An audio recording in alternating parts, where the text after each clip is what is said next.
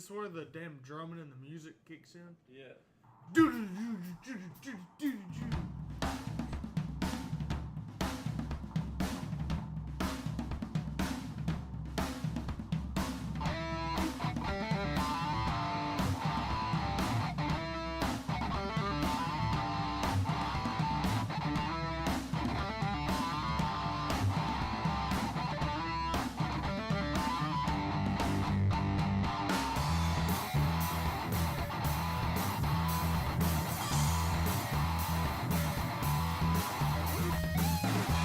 What is going on, everybody? Hello and welcome to On the Pipe Podcast. I'm your host, as always, Tyler Shepardson, and today is Monday, Memorial Day, May 26, 2025, years after zero. We're coming at you a day early, and that is because it is a very special edition of the Memorial Day OTP. So thank you for being here. Thank you for joining us. As always, it's presented to you by Yamaha USA. Shout out to Yamaha and the entire Blue crew. Really revs my heart. You know what else revs my heart? Supporting the troops, and that's what we're here to talk about on Memorial Day. We're going to be joined here in just a moment by Colonel Jody Lynch. We've talked to him a couple times throughout the season, his Racing4Legends initiative, so we're going to welcome him on in just a minute, and we thought that it was fitting to do it right here on Memorial Day. If you haven't checked out the previous renditions of these shows that we've been doing with Jody this year, he is doing a cause called Racing4Legends, where he is racing for fallen soldiers that he served with or has some type of connection to. And we've been coming on the podcast, and he's been kind of sharing the story of who they are, what they did, and how that connection was made, and ultimately how all these folks have lost their life while serving the country, and that's why it felt fitting to do it here on Memorial Day. We're going to talk about the last two rounds and people that he's represented, and then we're going to talk about this coming weekend at the GNCC of who he will be representing then. So we appreciate you tuning in and joining us here. These are really interesting conversations, and really happy to be a part of it, and happy that Jody is telling these stories and doing this thing throughout this season. So we're going to talk to him here, but just wanted to reiterate, like you all know, presented by Yamaha. We got the YZ250FX that you can see us riding around at the races on. Also brought to you in part by Zach Tussle at Raymond James Financial. He's a racer and a financial advisor that helps you win when it comes to retirement and financial planning. Go to TussleInvestments.com. or hit him up on social media. Let him know you listen to OTP, and will give you a free consultation, let you know what he can do for you.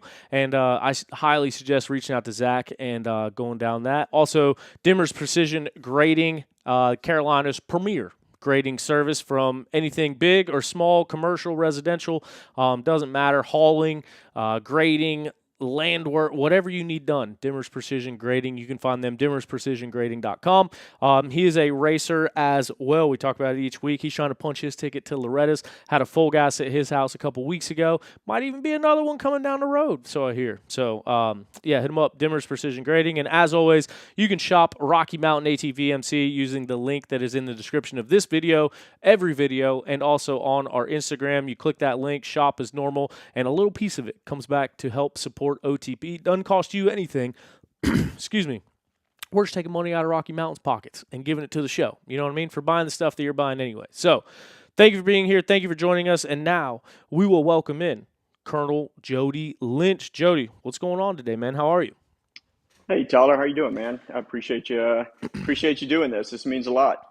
No, absolutely. And once again, appreciate you being here and telling these stories. It's been a really cool experience. We got things rolling with Strang down in Florida, and then we've done another episode kind of checking in throughout the year. And today is Memorial Day, and it's something that you and I talked about last week and the importance of it. And this past weekend at Mid-East, kind of on the microphone and announce and kind of try to reiterate the meaning of it. We played the taps before the national anthem, and who would know better than you all about Memorial Day? So I want to kind of open the floor to you real quick. Obviously, we got some folks to talk about, but real quick, on this Memorial Day, I want you to kind of tell us what Memorial Day means to you and how you see the holiday. No, listen, I really appreciate it, Tyler. It's an honor for you. to be part of this and for you to do this.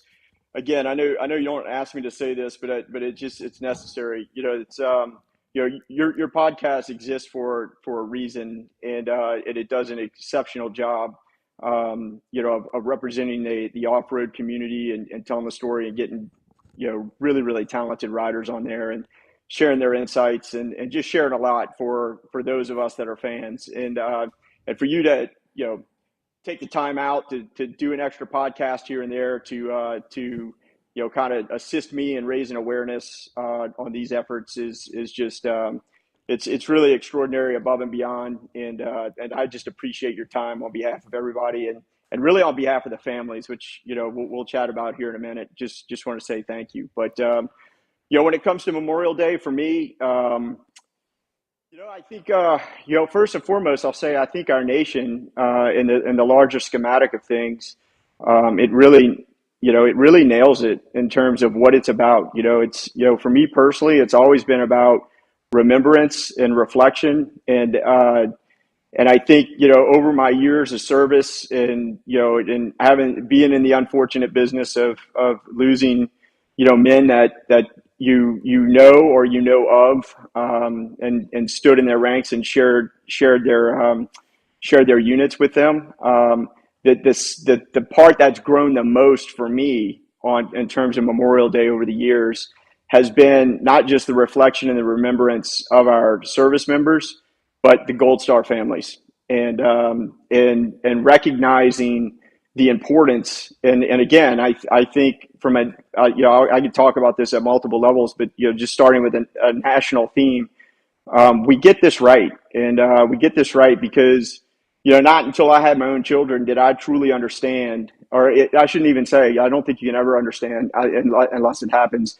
I'll say having my own children was the first time that I could understand the pain and the sacrifice that a family feels to lose a child, for parents to lose a child, regardless of the cause, regardless of the importance of the cause, regardless of what it's at.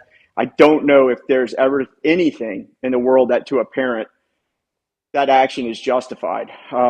And so, you take that and you learn that, and then you build relationships, but with families, with spouses, with parents, with siblings, and you start to realize that again, this is my words. No, I'm not speaking on behalf of anybody, but that's where the remembrance is so important. And and the unfortunate business, and unfortunately what it costs to have the country that we have, to have the freedoms that we have, to have the debates, the arguments, the care, the love, everything, good, bad, and indifferent, that's represented in our flag. It comes at a cost, and I think, again, not speaking for anybody, but for me, I think what's important is that those legacies are never lost, and that they're never overlooked. And that the men and women that have given their lives for this country, it's just that we pay that respect. But then also, anybody and everybody that knows a Gold Star family, just connecting with them or just sending a note on this day or staying connected throughout the year, I think that means a lot. And so I think, again, for me, that's what it's been about. That's what it's grown into. As I've matured and I've started to understand the significance of these sacrifices, and that, and again, I don't think it's ever just words to anybody, but when you live it and you're close to it, you mature, and you mature your understanding of it, and you mature your understanding of the importance of it, and that's that's kind of my personal take on it. Yeah, absolutely. And kind of like the one thing I stress, and I know this has been your life. You retired last year, and this has kind of been your life and your career and all that. But a lot of people see Memorial Day as, hey, we get the day off of work. Let's go grill out. Let's go out on the lake. Today, obviously not so much. I know here it's been raining all day and pretty cold. I imagine it's probably the same where you're at, just a couple hours away. But that's kind of one of the important things is, like you mentioned, to have those freedoms, to have these luxuries, to go about our daily life. is all because of people like you and your brothers and those that have served. And Veterans Day is more for those that served, and Memorial Day is more in remembrance of those that have lost their life in combat. So it means a lot to kind of have this thing circle around and reach to the point where we can do this on Memorial Day and kind of stress that whole thing and everything like you were talking about. Yeah, and I'll tell you, and for those that celebrate on Memorial Day, you absolutely should. And again, I walk the path, and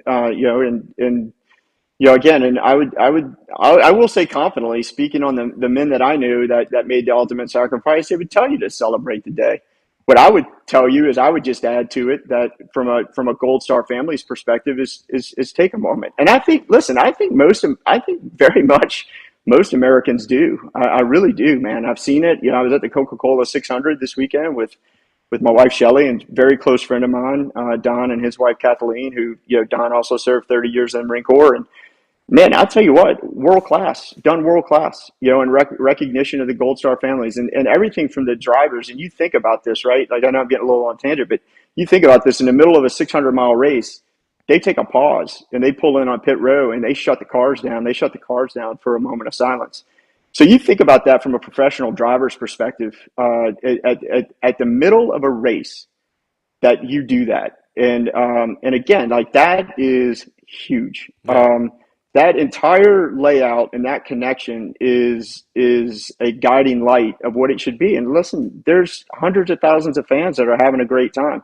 And so my point is that, like, yeah, you should absolutely have a great time. I think any Marine soldier, sailor that paid the ultimate sacrifice, if they could tell you, they would tell you to do that. For the Gold Star families, what I would tell you to do is just take a moment of silence. Make a toast. If you get the opportunity and you live close to a national cemetery, you don't have to know anybody in that national cemetery to walk out and plant a couple small flags.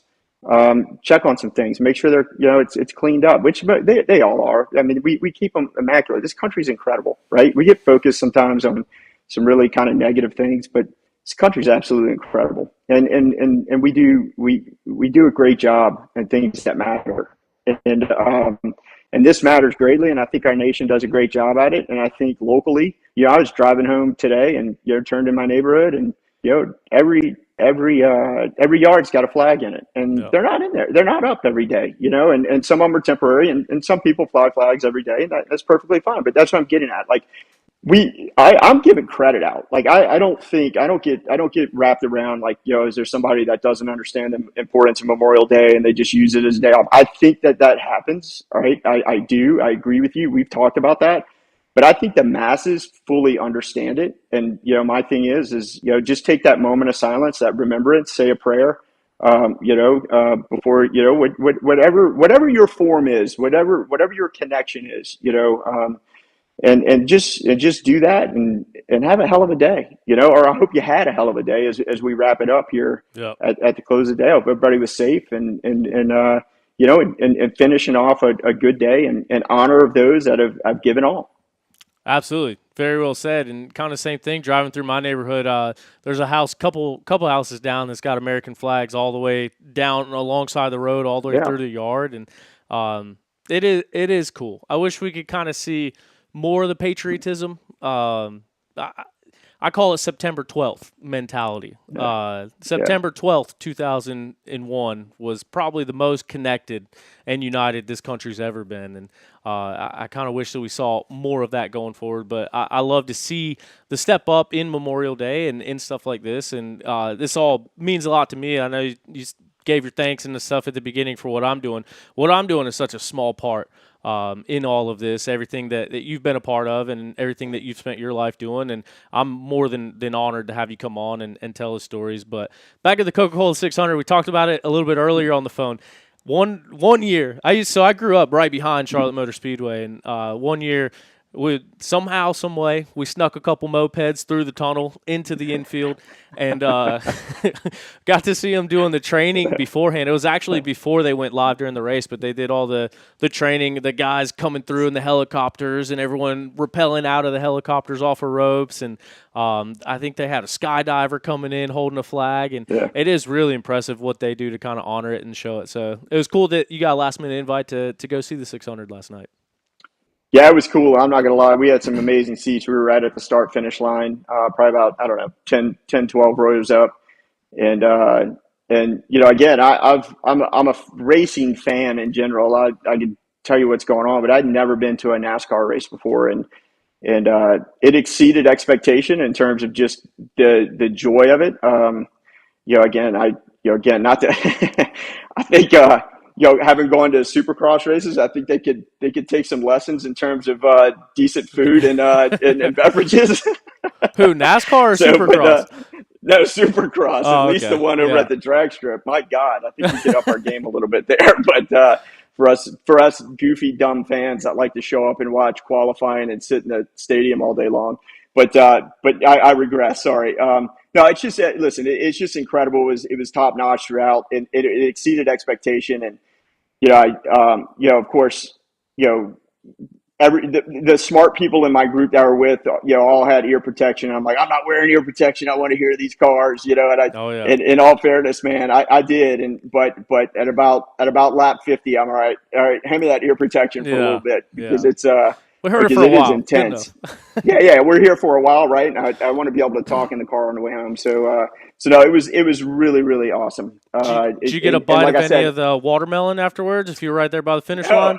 I was close enough, but no, I should have. But no, I didn't get any. I didn't get any of his watermelon, but it was pretty cool. That's a cool story in itself, right? If you just follow any of it, that's the great part about this country, and is those stories are everywhere, right? And in terms of 8th generation watermelon farming family, guy figures out how to become a champion in NASCAR, or at least a race winner in NASCAR. I don't know if he's ever won an overall championship, but just incredible. Top 0.1% in terms of driver skill sets, and it does it right. Like, I mean, it's just a great story, and this country's filled with them. But again, back to it, just everything, the recognition, the heartfelt effort put into it, leading up to the race, throughout the race, after the race, they just nailed it, and it never felt overdone. It never felt overplayed. It never felt exhausting. It was they just got it right. And it was really, really cool to just be a fan and be part of that. That's awesome.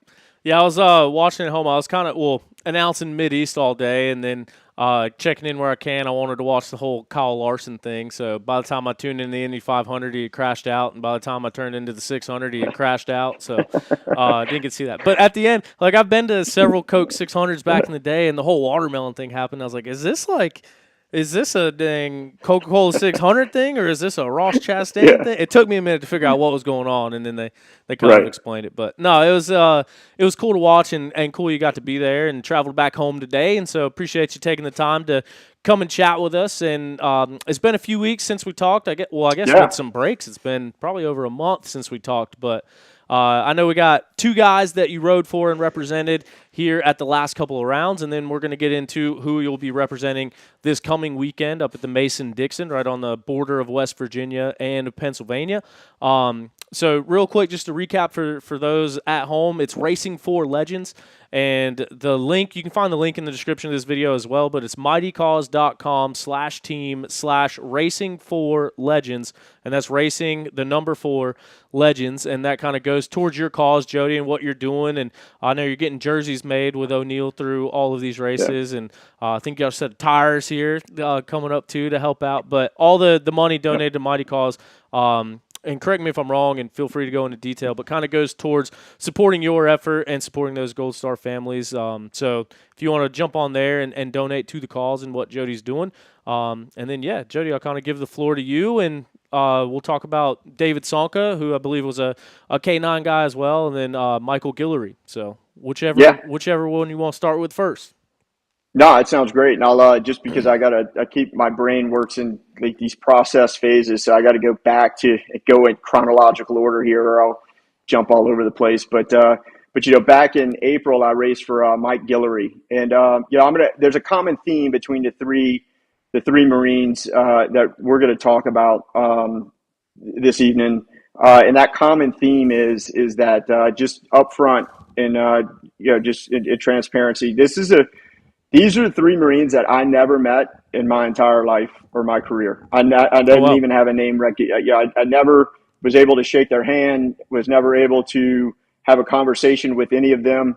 But I got to stand in the formations that all of them stood in terms of their battalions. So I served both in 2nd Raider Battalion, and then I had the privilege of commanding 1st Raider Battalion.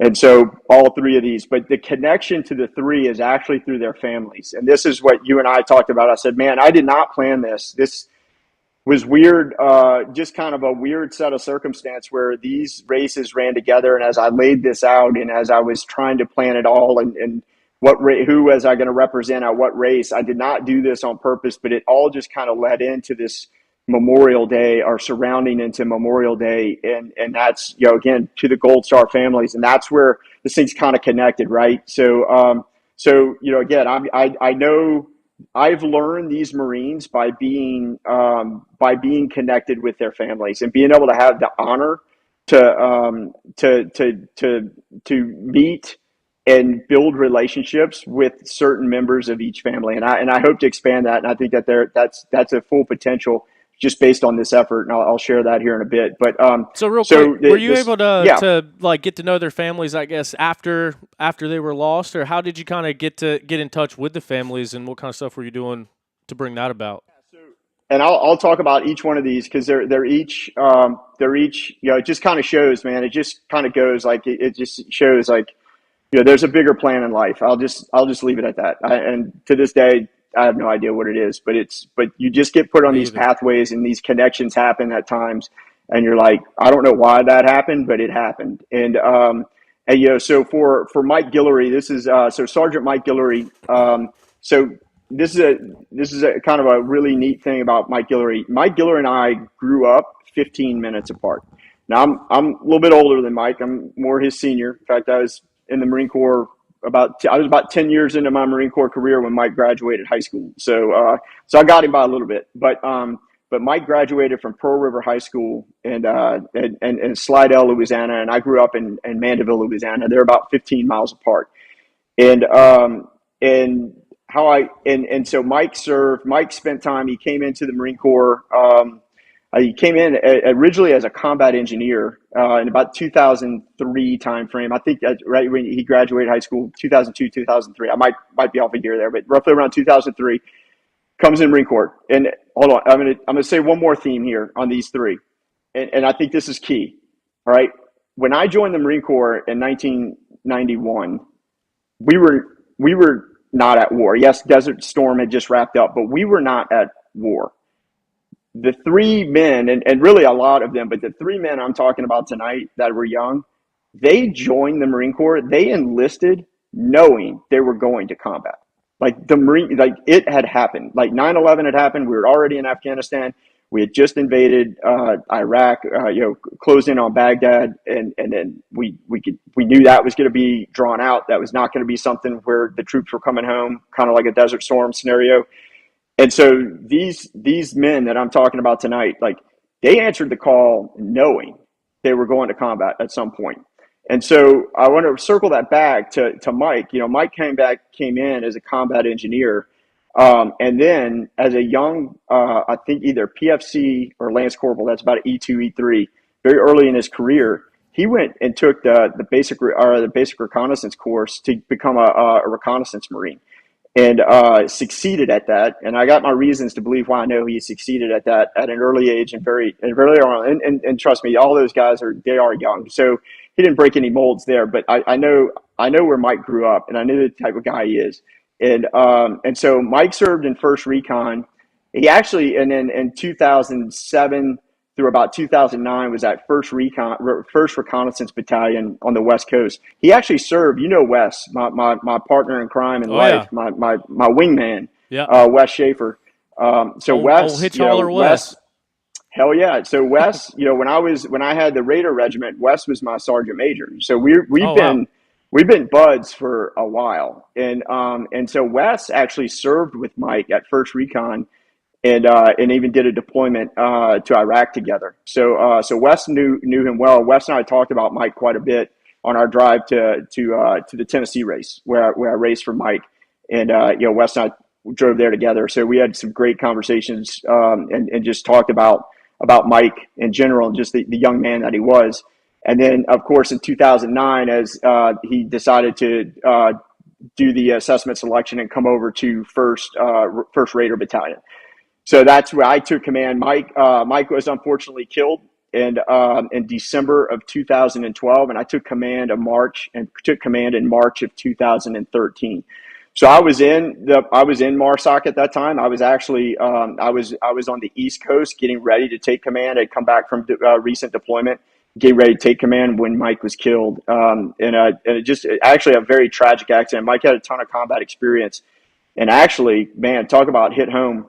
And again, like his mother would approve of me saying this, like lesson learned, man, like how careful you need to be when you're out there. He was on ATV, and they were out on a mission on ATV, and unfortunately, got caught in a ravine where it rolled over and caused some catastrophic injuries. Wow. And was not able to be saved from that accident. Was this on a mission, or was it training, or yeah, where was no, it? That was on a mission. So that was actually in Helmand Province, which is by far, again, the most kinetic and deep fighting province in Afghanistan throughout our time there. And Mike was out on a small outpost with his team doing some exceptional work, and they were actually and again, we used ATVs quite a bit to avoid IEDs and get off the roads and use terrain. And there's just tons of nasty terrain out there. We call it micro terrain, where you just get these deep wadis and gulches, and even irrigation ditches that just get nasty. And he just missed it, and unfortunately, just a very unfortunate accident. Wow. We lost Mike. So we lost Mike in Afghanistan during that time to that accident. And then as I took command, what's very natural we try to do with the units. So with the units, obviously there's the formality of when we unfortunately lose one of our heroes, and we bring them home, and there's a funeral procession, and there's all the formalities that take place. Well, usually a few months after that, what we we did all the time, is we bring the families out to the unit where the Marine served, and we have what's called a celebration of life. And so we have an opportunity to get to know the family, and the family gets to know more of the men and women that served with their son. And so that bond starts to grow, right? And that really becomes significant, because through life, this is where a lot of these family connections come, and service members continue them on for years, for forever. They become permanent. They become forever. And so anyway, when the Guillories came out, we had the celebration of life for Michael after I had taken command in the summer of 2013. And of course, I knew at that time that Mike was from Slidell. So I met his mother and his father, and unfortunately, his father has since passed due to some health issues. But his mother and I spent a lot of time talking, and like I said, man, 15 minutes from my hometown, like it's like talking to a neighbor, like like we are, like, right, we know, like I joke like about Mike all the time, like I'm like, I know why Mike excelled in special operations, man. I mean, the kid went to a high school that like you wore shrimp boots to school, man. Like you just solved hard problems, and you just worked hard, man. Like that's what you did, like it was nothing to spend a day on a P-row back in the swamps and whether you're catching catfish or looking for alligators or whatever you're doing. But that's just, I mean, that kid, like, that song, what was the song? Country Boy Can't Survive. Like that is Mike Guillory, man. If you listen to the words of that song, that was Mike Guillory. That was his father. And his mother was an absolute sweetheart. A Christian lady just through and through, believes in God and Jesus, and that he has a plan. And so we connected in a way that she really, man, I took a gamble here because I'm just getting to know Miss Gina at the time, and but she really, really reminded me of my mom a ton. Like just the way she talked, the way she carried herself, her beliefs, her trust. Like the way she talked about Michael was very similar to the way my mom always talked about me. Like, hey, my life is in God's hands. That she prays that keeps you safe, but there's a plan, and I don't get total control of the plan, and just this really, really strong belief. And so I just asked Miss Gina, I said, ma'am, would you mind if I had my mom reach out to you? I think you two would really get along. And they've actually now, long story short, they've actually become very close friends. Now they meet on a regular basis and have coffee and chat. And like I said, it's a hometown, right? Like all of America is small when you break it down into its pieces. Yep. And so, that was, and so that's how that's been connected. And I've really been very close with the Guillorys or Miss Gina. Michael also has a sister that recently retired from the Marine Corps. She retired as a E8. I want to say E8 or maybe E9, Master Sergeant or Master Gunnery Sergeant, but phenomenal Marine, and continued to serve through a full, I think about 20 to 25 year career. So, a very dedicated family to our country, very dedicated family to, just what this is all about, and serving the greater good. So that's how I got to know Mike's family, and that's how I've gotten to know his mother very closely. We chat, we actually were exchanging texts this morning, and and I'll just say this, I wanted to actually, and again, things happen. I actually wasn't going to race Tennessee because I had some work commitments. And I was going to race the Louisiana National Enduro, and that's because we grew up in Louisiana. Like, of course, we're going to go race. I planned that from the get go. Like, I'm going to race for Mike Guillory in Louisiana. This is going to be really cool. And we know what it happened. It is what it is. For me, I got lucky ahead of time that some work stuff got switched around. I was able to get to the Tennessee race, and in all fairness, not that it matters, but like that ended up being like my favorite course we raced today at a GNCC. Like that course was amazing. The first 3 miles were I felt like it was like, I was joking with Strang after we pre-rode the course. I said, man, that first 3 miles, like that's like if Afghanistan had a golf course, like that's what the golf cart path would look like. Yeah. After we were done there, right? Like, it just looked like a golf cart path that got blown up for 15 years. And then, but after the first 3 miles, right, it drops off that backside, and the dirt got really good. And it was just a cool race. Anyway, I digress again. But anyway, it's just been really cool to grow and get to know Miss Gina, and in that way be able to represent her son in this manner, right? And just continue it on and just try to continue on in honor of him and honor of all these guys. But that's the story behind Mike and how we're connected. And then the second Marine I raced for was just here at Indiana at Hoosier, was David Sanka. And David is the youngest Marine that I'm racing for this year. He was only 23 years young when we lost David in May of 2013.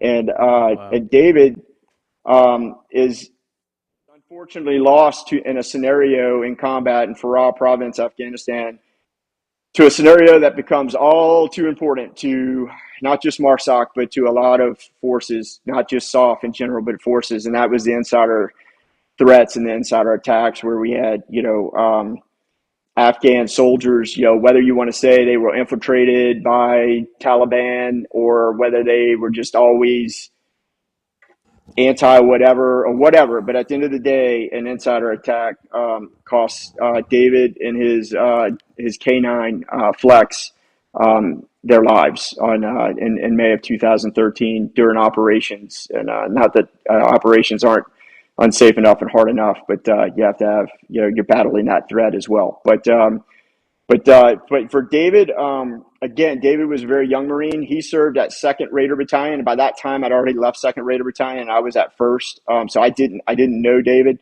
I'll tell you, he's from Aurora, Colorado. He basically joined the Marine Corps, if I'm not mistaken, same thing. He graduated in 2008. So again, man, really young, patriotic American. moves to the sounds of the guns, joins the Marine Corps, and becomes an MP, military police. As he becomes military police, he starts working with the K9 units, and again, like you see this all the time. Like, I mean, that's an elite activity or unit in itself. Just being military police is very. It's a high-end organization, obviously, as you can imagine, especially in the Marine Corps. Then you get into the K9 section. It's another selection process there. Then in 2000, I think it was around 2010 timeframe, maybe 11.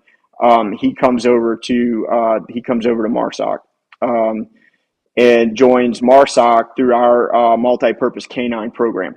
And so David schools up now. Yes, like, hey, what's the difference? So what we do with multi-purpose K9, that means that dog is multi-trained, can do multiple things in terms of tracking, defending, taking down human beings, to finding explosives. All right. So, which those that are familiar with training dogs and dog programs, like to get a dog to do both of those very technical, hard things it's a process. And let's just say, those dogs that make it that's probably a higher selection, or that's a lower selection rate or a harder thing to achieve than being in special operations for a human. Like, that's like, dogs just don't naturally do that. And it's a very, very hard selection process, and our dogs are the best. And so David, and then of course, when you're a multi-purpose K9 handler, having the skill sets to manage that dog in multiple environments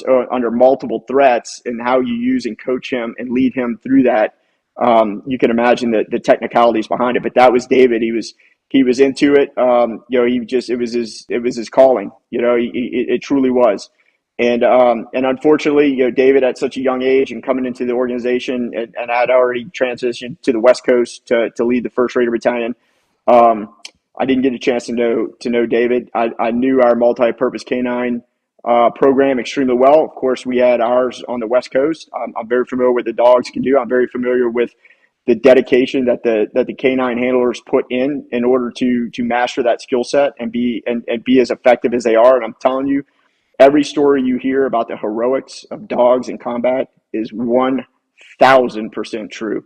And the lives those dogs saved through finding of IEDs. And I again, not to get into the technicality of just how complex IEDs, improvised explosive devices that we faced. You hear about them all the time with the vehicles, but like the foot patrols and the ones that are just everywhere in every nook and cranny you can think of, just waiting to take troops out.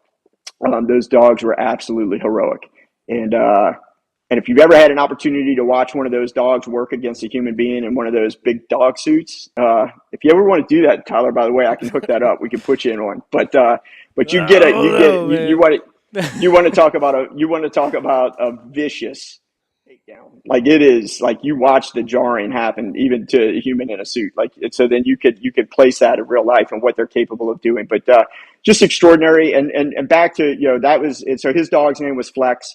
And Flex was unfortunately lost to that insider attack as well. Yeah, his name was Flex. So it was David Sanka and his dog Flex. Both were lost on that insider threat attack. And again, just an atrocious act. But yeah, and so again, kind of on these pathways.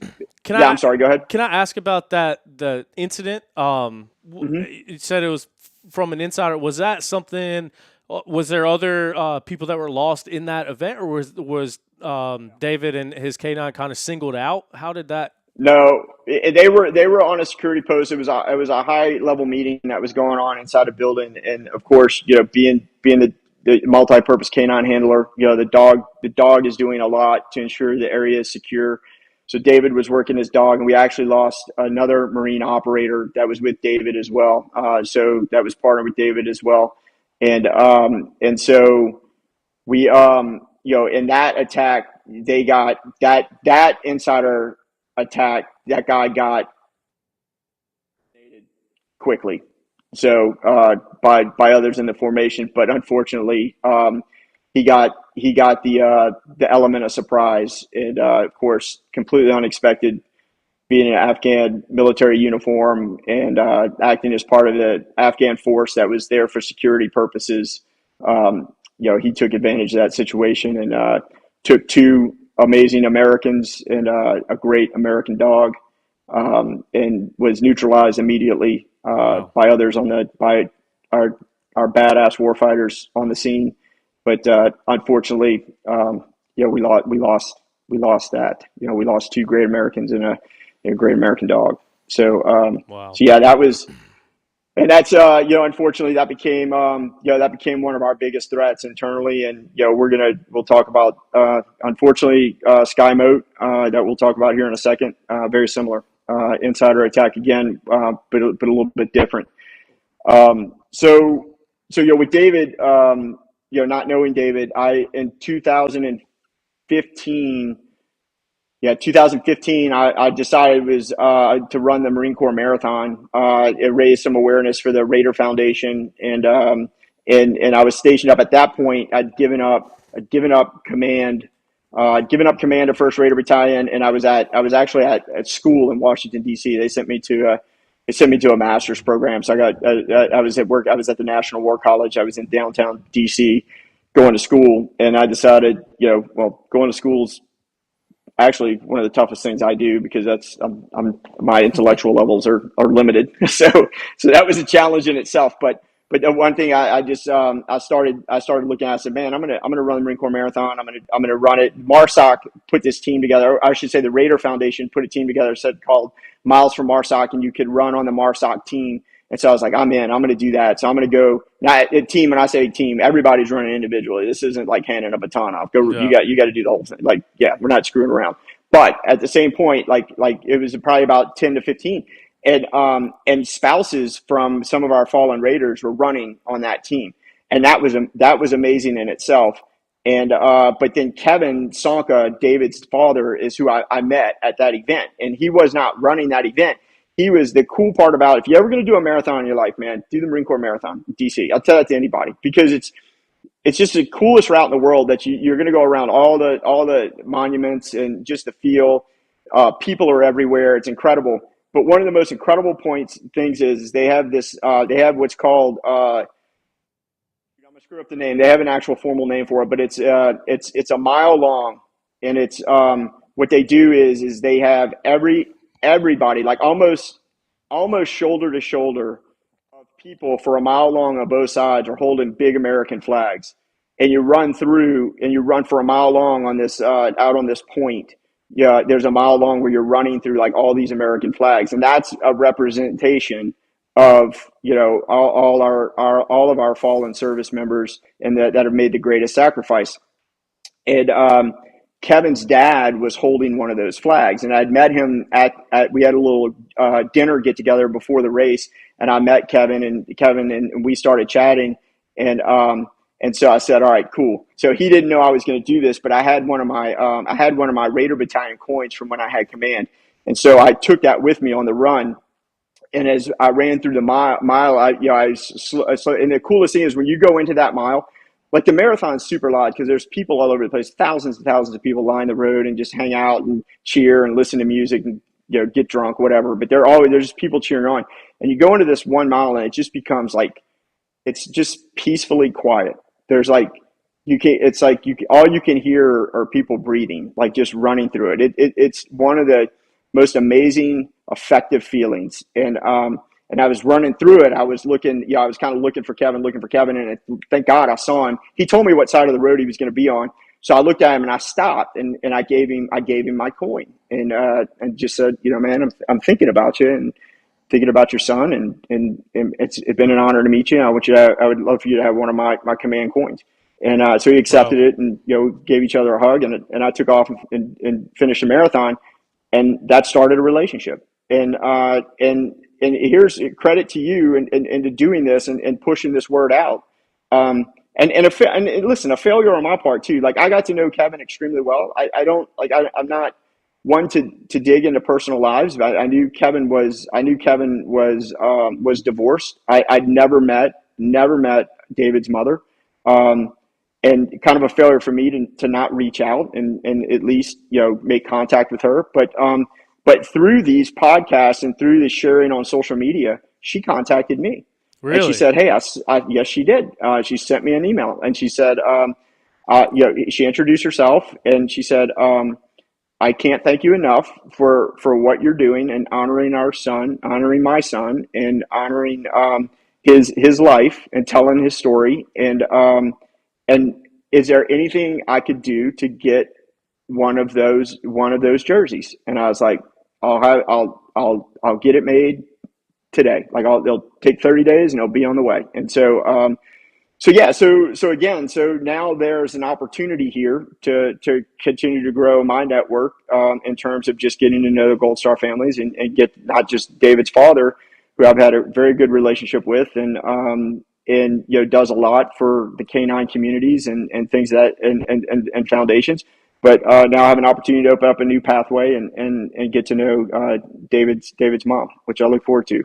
And that all happens because of these efforts, man. So I really appreciate it. And Man, that's really awesome to hear.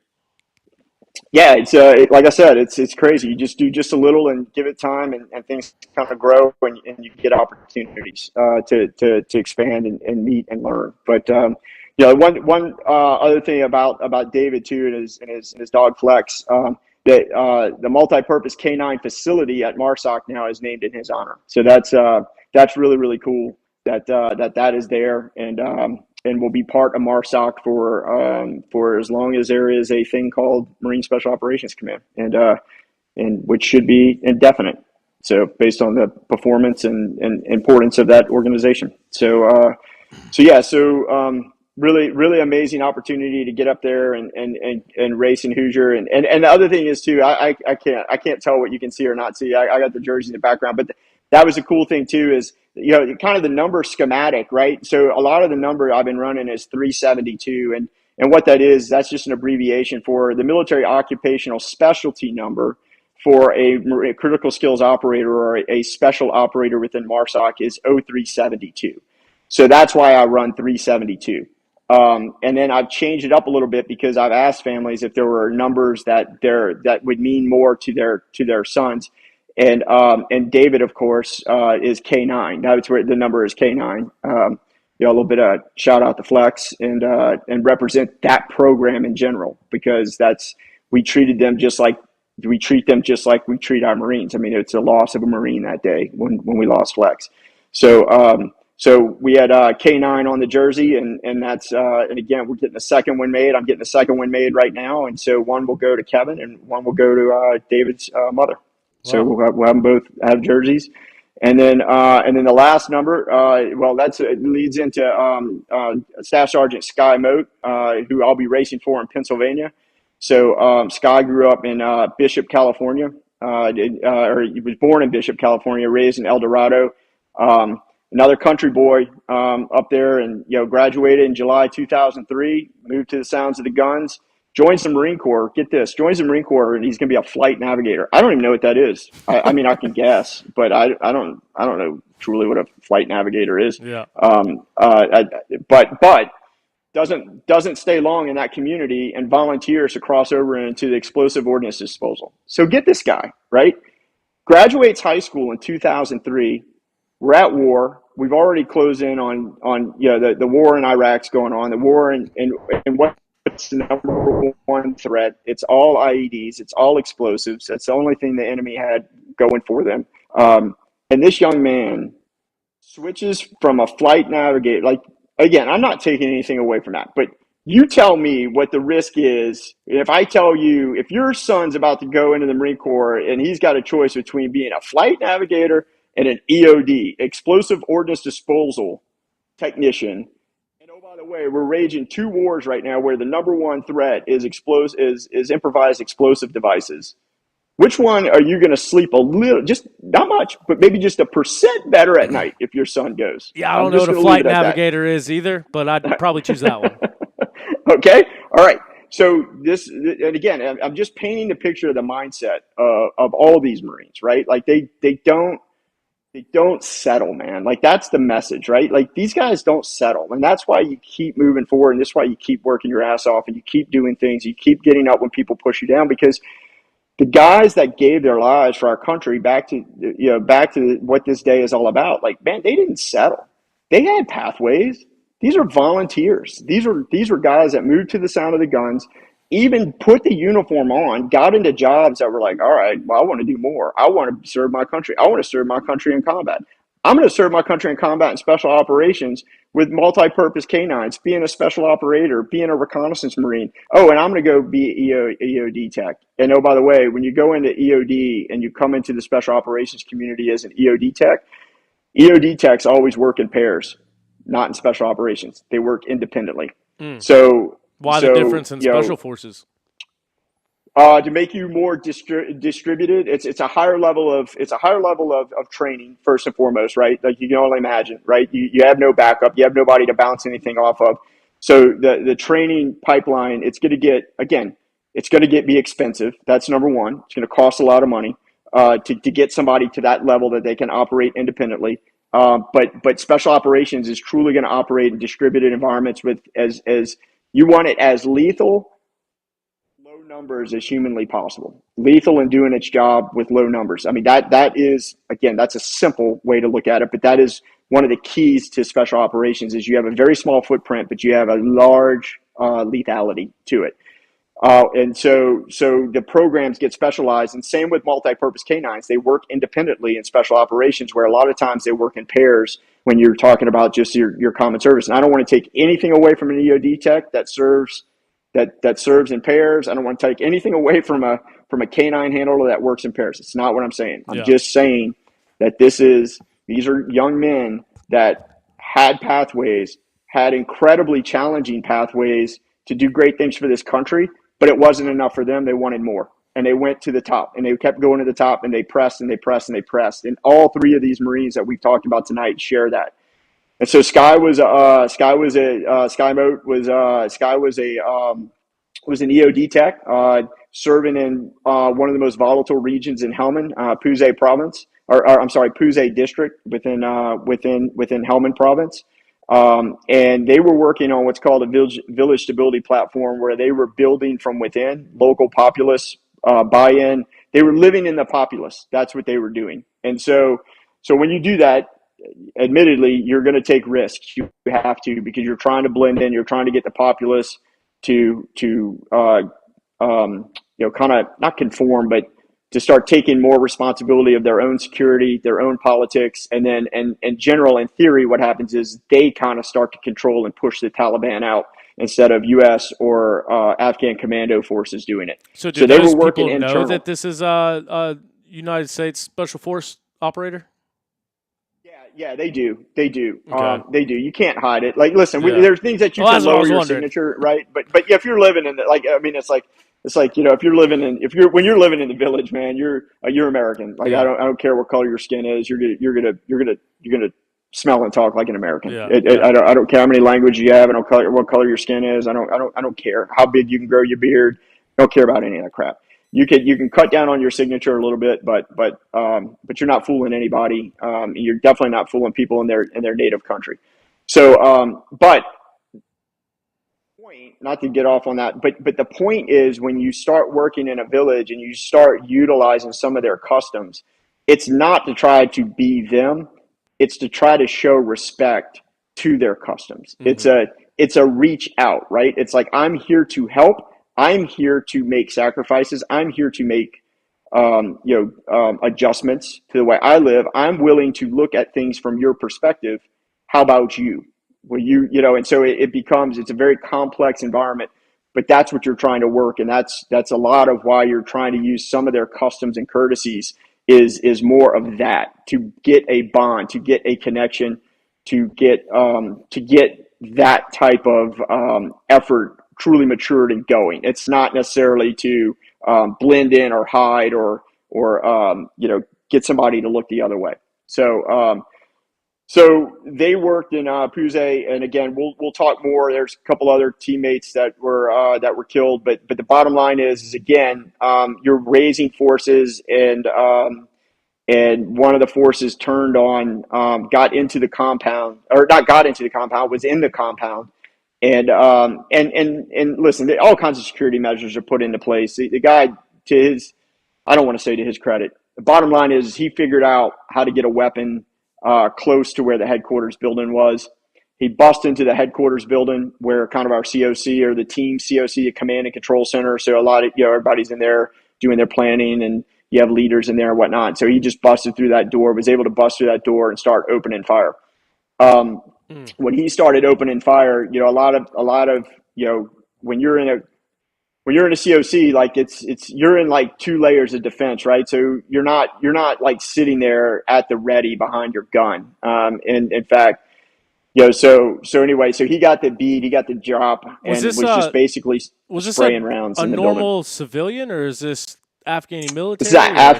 It's an Afghan military. So he had, again, infiltrated through this village stability program and basically spent months kind of blending in, getting to know his thing. And actually, to credit, this story is real complicated. And I want to just be careful with it, just because and again, for me personally, some of this blends together because we dealt with it. I don't want to misrepresent the story. But if my memory serves me correctly on this one specifically, it was actually that he did some behaviors that caught the attention of some leaders that were like, that's not, like, I'm not sure that guy's he hasn't been filtered through our program. And he was actually being ushered up to be checked out. And I don't know I don't know if he had a gun and it wasn't removed from him or how he had a gun, but he was actually seen as like, this guy, we don't recognize this guy. Like, we've been building this program. Let's get this guy checked out. Hey, come with me. We're going to go check you out. And I think if my memory serves me correctly, he had a gun at that point. That's when he engaged the Marine that was going to escort him up to get him checked out, Gunnery Sergeant Ryan Jeske. He engaged him, killed him on the spot, and then immediately bust into the door and started shooting. So when that happened, Staff Sergeant Mote was actually not in that room. He was in a separate room. He heard the commotion. He grabbed his M4, bust through a side door, and pressed the fight to the enemy. And in doing so, the enemy, I don't know how it was situated, but barricaded in a way, but he pressed the fight and was taking the fight directly to the intruder by Marines that weren't armed, were able to get out of the room. But unfortunately, he didn't have his body armor on. I'm pretty sure, because he was in a secure situation. So you're not just walking around with your chest plates on. So he just grabbed his gun and went at him and went one-on-one with him straight in. And unfortunately, gave his life. But his aggressive action saved numerous lives. We lost another one that I'll race for at the end of the year, Captain Matt Manukian, who was the start of this entire effort of mine through our friendship, and I knew him extremely well. But we lost Matt that day. Matt was also fighting to get Marines out. Sky came in, was pressing. And when we lost Sky for his valorous actions, for the amount of lives he saved and the aggressiveness he took it to the enemy.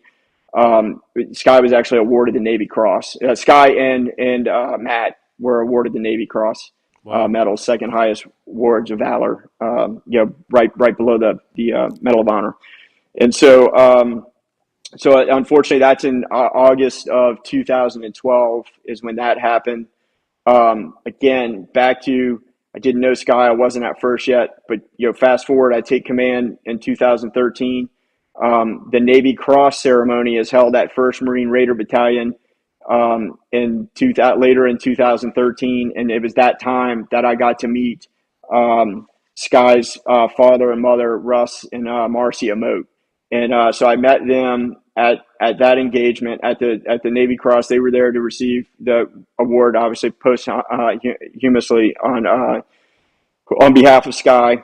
And I was able to connect with Russ and Marcia and stayed in touch with both of them over the years. And both of them are both just big into horseback riding, farming, ranching, and then both were. Russ is more. Russ is more of like a hiker and a backpacker, and just raised Sky that way. Raised him in the back, raised him in the outback, and just raised him in the woods. Raised him doing all the things, all the skills that somebody that can survive in the outdoors knows how. Sky's father, Russ, taught him all of that. And then a few years back, it was really, really pretty cool. Again, credit to a congressman reached out to the Motes and said, I want to get your son's actions memorialized. They worked on a plan, and a few years ago there was we actually got a point in John Muir Wilderness area. There's a small mountain named after Sky. It's called Sky Point. And it's pretty cool because the mountain that they chose to name after Sky is surrounded by larger peaks, and that's what his father wanted, because Sky was very humble young man, kept to himself. Yeah, he had great friends. He was an outgoing guy, but just very humble. Never gave credit to himself. Never craved credit. Never craved attention. Never craved anything. Just as humble as can be. And as Father Russ said, we picked that mountain surrounded by other mountains because that's a symbol of Sky being surrounded by his friends, by his service mates, by those that he always felt he was endeared to, but they also looked out for him. So that's that it's really remarkable. And a few years ago, I still keep in touch, of course, but in 2019, I had the opportunity, and Marcia invited me to come out and run. They put together a team, and they ran oh shoot, now I'm gonna draw a blank. What was it? The Mojave Death Race, which is basically like a 240-mile race through the Mojave Desert in the middle of the summer. And you transition different legs, like you do these running legs, then you hand off to a cyclist, and then the cyclist goes so long, and then you hand back off to a runner, and it's a lot of trail stuff. And my background is cycling, and I was really stoked to go out there and just kind of crush it. And but one of their runners fell out, so I had to do multiple running legs. And I was like, oh dear God, this is gonna be terrible. Yikes. But anyway, no, it was great. So I did multiple running legs. Hot as can be out there. But man, one of the coolest things is the last leg was real short. Some of them are long, some are short and fast. Some are long. Some are 8, 9, 10 miles, and you do multiple ones. So you might finish an 8-mile section, and then you got like 3 or 4 hours, and then you're going to go run another 7-mile section, and then you got 3 or 4 hours, you might run a 4-mile section, and you just you go like that. But the last section, and Marcia was one of the runners as well, and on the last leg, it was a 3-mile leg into the border, the Nevada. So if you ever been out to cross the border, California into Nevada, right there at the state line where Interstate 15 runs through, that's where the finish line is, at that hotel area. And so we all ran that together, and that was really pretty cool. So, and we had got some great flags. We had a Raider flag that we carried, and everybody signed, and it was just awesome, man. It was just awesome to be part of that family, through that effort to get out there and put yourself in an uncomfortable situation and suffer through it, and just toughen up and get it done. And like I said, man, you're just believing in something bigger than all of us. And, it just always kind of gives you that extra 5, 10, 20, sometimes 100% to go out there and do what you might not think you're prepared to do, but you just do it. You just figure it out. And spending that time with the Motes and continuing to spend time with them has just been exceptional. And so that's kind of like, that's where you and I had talked. I said, man, I think that the coolest thing about this is, I'm learning about these 3 men through their families, and what little I can do to tell a little bit of their story. And but on this Memorial Day, just to take this time and link it all together, and just like I said, man, like Americans should celebrate this day and do it with a start or an ending or both of a little bit of remembrance and reflection, and God, for God's sakes, just always keep in mind the Gold Star families that have given more, more than their share to keep this nation safe, keep this nation what it is, regardless of the political turmoil at times. It's the freest nation that's ever existed to this date, and that comes with a lot of sacrifice. And so to tell their stories today, man, I just want to say thank you very much. And what a remarkable ability to be able to do that on this, to me, the most special day of the year outside of religious holidays. Yeah. Absolutely. No, and I appreciate it too. Just hearing these stories, man, it always has me just absolutely speechless. And that's the only way that I can put it. So, like I said, it's an honor for me to play a small role in helping tell their stories by having you on here and giving you the platform. But, man, it's just the highest honor to hear these stories and to hear what you've done with the families. And, yeah, I appreciate you choosing this platform to kind of tell their stories and coming on this Memorial Day and dedicating some time to telling it. So they're all stories and things that need to be told and need to be shared and need to be said. And so I'm glad that we're finding a way to do it. No, I appreciate it. And I'll tell you, man, I'll always say this, and I think my closest friends that know me best know this. I don't speak as an individual actor on this. They're amazing vets that are doing amazing things for each other, for our Gold Star families. I'm just one action and one voice, but I like to think of it as a representation of everything that goes on, from the multitude of 501c3s, everything that Rob Blanton and his team does at Warfighter Made, and a complete volunteer force. Just do an exceptional job of keeping vets healthy, trying to get after this suicide threat and things of that nature. To the entire leadership of the Raider Foundation that volunteers our time, Sarah Christian and crew, Ted Pacherka, just there's so much that goes into it. I could spend 30 minutes running through a list of fellow service members that are out there doing great things for the community, continue to do great things for the country. And I'm just one person that because of our relationship and because the off-road community is what it is, it provided an opportunity to be one voice. So again, thank you. And I hope that that's received as an example of a multitude of efforts that are going on across the front, to make sure that those that gave everything for this country are never forgotten, and we're there to represent and reflect with their amazing families. Yeah, absolutely. And it's cool to kind of take all that and obviously on the Pipe podcast about dirt bikes, about off-road racing, and that is how you're choosing to honor these people. And so that's why it's kind of cool to cross this and merge it, because you're at these GNCCs, you're at the National Enduros, you'll be racing GNCC this weekend, all representing these guys. And so, yeah, really cool stuff. No, I appreciate it, Tyler, very much, man.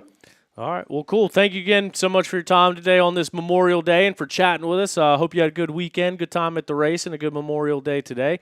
And then, yeah, I guess after the next couple, we'll circle back, and I think the next one we'll do a recap with the final members. And, yeah, for anyone out there also, if you want to support this cause, it's mightycause.com/team/racing4legends. Yeah, anything else that you want to add to that, Jody?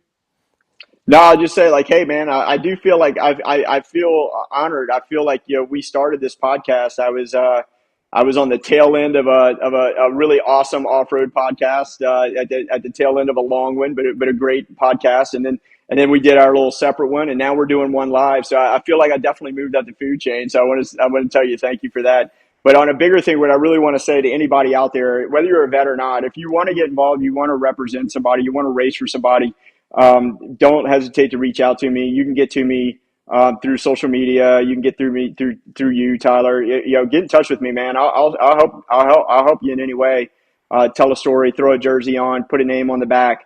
Ride in honor of somebody, man. Feel free. Like, anything I can do to help anybody. And again, it does not have to be. You don't have to be a vet to race for a fallen service member. You can just want to do it. Get in touch with me, man. I'm glad to help you out. And I'll leave it at that. Cool. Absolutely. And like you said, they can find your social media on our social media. And if you can't find it, send me a message and I'll put you in touch. And yeah, no, I appreciate that too. Awesome. Well, thanks, cool. Tyler. Thank you, Jody. We'll talk to you later on. Appreciate your time once again. Sounds good, man. Have a great evening, and just thanks again. We'll see you out at the race this weekend. All right. I'll be there. See you then. All right. You got it. See See ya. ya. All right. So it's really cool to play a part in telling these stories. And as Jody mentioned, we talked about doing it on the show, and then it went on the end of one of the first shows of the season. And it's kind of easy for things to kind of fall by the wayside, especially at that point. And the season was new, everyone was coming on and that whole thing. And so now the last one we kind of put off by itself. And then this one, same thing, fitting to do it here on Memorial Day since we're talking about memorializing these guys that he's riding for. So once again, thank you for tuning in. Obviously, sponsored by Yamaha or presented by Yamaha. We'll be out there on the bikes this coming weekend. We hope to see you out there at the GNCC. Thank you for tuning in, and hope you got something from these stories. It's really, I don't want to say cool, because cool is not the word for these stories, but just really interesting, eye-opening, and really hits you in the feels hearing these stories and hearing how these guys ultimately gave the ultimate sacrifice, especially here on Memorial Day. So thank you for tuning in. Thank you for listening. We'll see you tomorrow for OTP Tuesday, talk about the weekend and talk about this up-and-coming weekend. Got some big stuff to talk about. So, yeah, we'll see you next time, which is tomorrow, on the Pipe Podcast. Thanks, everybody, for being here. We'll see you then.